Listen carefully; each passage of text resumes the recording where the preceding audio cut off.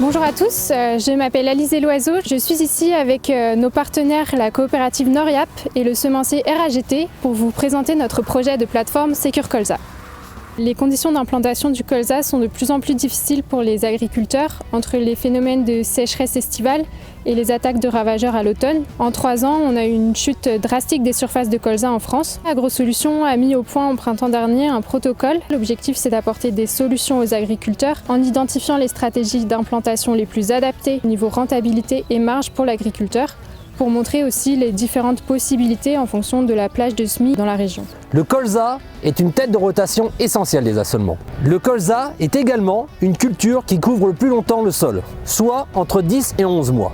Dans le cadre des stratégies bas carbone, le colza a capacité à capter beaucoup de carbone dans le sol. Les résidus de culture peuvent représenter de 8 tonnes à 10 tonnes de matière sèche par hectare, soit entre 1,6 tonne et 1,8 tonne d'humus par hectare. Aujourd'hui, RAGT présente une gamme de variétés Secure Install, variétés qui ont capacité à produire de la biomasse de façon importante à l'automne et ainsi sécuriser l'implantation de votre colza.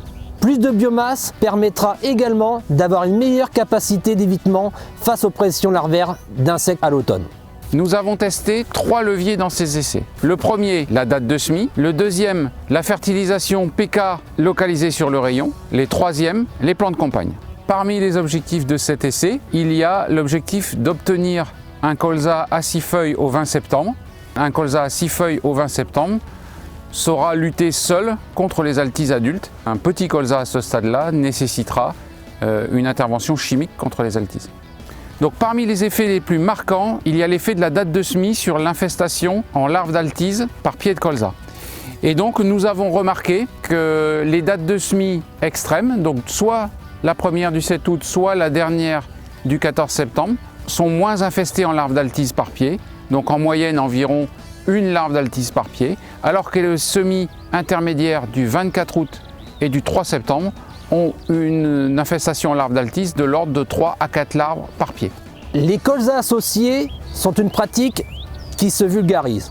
Nous pouvons associer des légumineuses au colza afin de perturber les insectes à l'automne. Nous privilégions des semis précoces de façon à optimiser le développement de ces légumineuses. Nous avons testé le levier culture compagne sur les 4 dates de semis ici sur cet essai. Nous avons mesuré une infestation en larves d'altise de l'ordre de 50% en moins dans les modalités avec les cultures compagnes. Donc un gain qu'on devrait retrouver en termes de rendement à la fin. Le troisième levier testé est la fertilisation localisée sur le rayon, l'apport d'azote et de phosphore au moment du semis. Nous avons noté des différences importantes pour la fertilisation NP localisée ici dans cet essai. Le gain en biomasse entrée-hiver que nous avons mesuré est de 30 à 40% pour les 3 premières dates de semis et de 60% pour la dernière date de semis. Donc c'est vraiment quelque chose d'assez marquant ici dans les conditions de l'année. Ce qu'on retient au niveau de l'essai pour l'instant avec les premières notations qui ont été faites, c'est qu'il faut anticiper le travail du sol pour être capable de semer dès que l'opportunité va se présenter,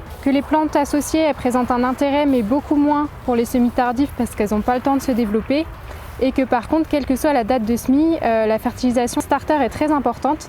Elle permet d'augmenter fortement la biomasse du colza et c'est beaucoup mieux pour l'implantation et sécuriser le rendement derrière. Pour la suite de la plateforme, donc elle va être récoltée probablement vers mi-fin juillet. L'objectif c'est d'avoir les rendements pour chaque modalité et pouvoir derrière calculer le coût de chaque itinéraire technique pour identifier quelle va être la meilleure stratégie d'implantation en fonction de la date de semis pour optimiser la marge de chaque agriculteur.